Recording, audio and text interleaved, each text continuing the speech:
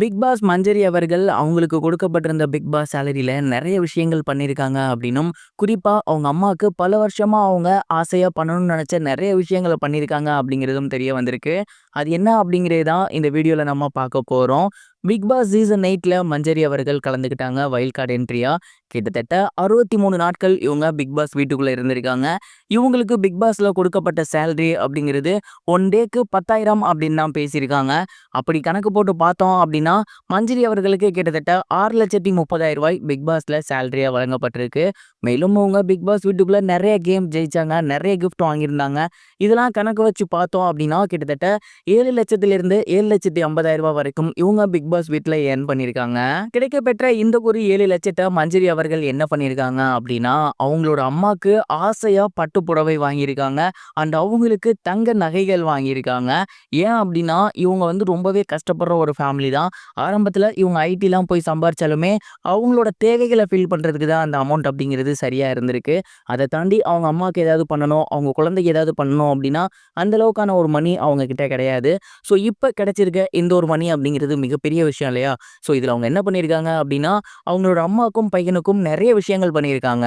அவங்களோட அம்மாக்கும், பையனுக்கும் புது ட்ரெஸ் வாங்கி குடுத்துருக்காங்க. அது மட்டும் இல்லாம அவங்க பையனுக்கு மோதிரம், தங்க செயின், அவங்க அம்மாக்கு கழுத்துல ஒரு நெக்லஸ் வாங்கி போடணும் அப்படின்னு ரொம்ப வருஷமா அவங்க ஆசைப்பட்டுருக்காங்க. ஏன்னா இவ்வளோ கஷ்டப்பட்டு இவங்க வரதுக்கு காரணம் அவங்க அம்மா தான். ஸோ அவங்க அம்மாக்கு கழுத்துக்கு ஒரு நெக்லஸ் வாங்கி குடுத்துருந்துருக்காங்க. இந்த விஷயங்கள் எல்லாமே என்னோட வாழ்நாள் ஆசை அப்படின்னும், இதை எப்படா இவங்களுக்கு பண்ணுவேன் அப்படின்னு காத்துட்டு இருந்தேன். அதற்கு ஒரு நல்ல சான்ஸ் கிடைச்சிருக்கு. இப்பதான் என் மனசு ஃபுல்ஃபில் ஆகியிருக்கு அப்படிங்கிற மாரி அவங்களோட பேரண்ட்ஸ்க்கு சர்ப்ரைஸா இதை எடுத்து கொடுத்ததுக்கப்புறம் இதை ஷேர் பண்ணியிருக்காங்க. இந்த ஒரு விஷயத்த மஞ்சரி அவங்களோட சோசியல் மீடியா பேஜ்ல ஷேர் பண்ணியிருக்காங்க. இதை பார்த்துட்டு நிறைய ரசிகர்கள் அவங்களுக்கு வாழ்த்துக்கள் சொல்லி வந்துட்டு இருக்காங்க. மேலும் மஞ்சரியோட எவிக்ஷன் அப்படிங்கிறது டோட்டலி அன்ஃபேர். சௌந்தர்யாலாம் வீட்டுக்குள்ள என்ன பண்றாங்க, அதுக்கு மஞ்சரி இணைந்திருக்கலாம் அப்படிங்கிற மாதிரி சொல்றாங்க. இந்த ஒரு விஷயத்தை பத்தி நீங்க என்ன நினைக்கிறீங்க அப்படிங்கிறத கமெண்ட் பாக்ஸ்ல மறக்காம ஷேர் பண்ணுங்க.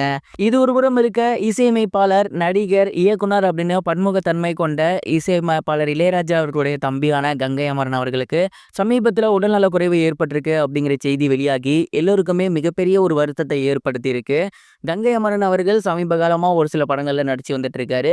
அந்த வகையில இப்ப அவரு மதுரைக்கு பக்கத்துல ஒரு இடத்துல ஷூட்டிங் போயிருந்தாரு. அங்க அவருக்கு உடல்ல அசௌகரியம் ஏற்பட்டிருக்கு. இதனால அவரு நின்றுட்டு இருந்தவரு சடனா மயக்கம் போட்டு விழுந்திருக்காரு. இதை பார்த்து படக்குழு பயங்கரமா ஷாக் ஆகியிருக்காங்க.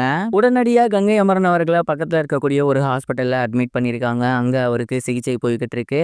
கங்கை அமரன் அவர்களுக்கு என்னாச்சு, எதனால மயங்கி விழுந்தாரு, இப்போ அவர் எப்படி இருக்காரு அப்படிங்கிற எந்த ஒரு விஷயத்துக்குமே தகவல் இன்னும் கிடைக்கல. இப்போ வரைக்கும் அவர் ஹாஸ்பிட்டல்ல தான் இருந்து வந்துட்டு இருக்காரு. அண்ட் ரசிகர்கள் எல்லாருமே அவருக்கு என்னாச்சு அப்படிங்கிறத உடனடியாக அப்டேட் பண்ணுங்க அப்படிங்கிற மாதிரி சொல்லி வந்துட்டு இருக்காங்க. ஹோப் கங்கை அமரன் சார் சீக்கிரம் குணமாகி மறுபடியும் தமிழ் சினிமாவில் நிறைய விஷயங்கள் பண்ணணும் அப்படின்னு கனெக்டிங் சேனல் சார்பாக வேண்டிக்கலாம்.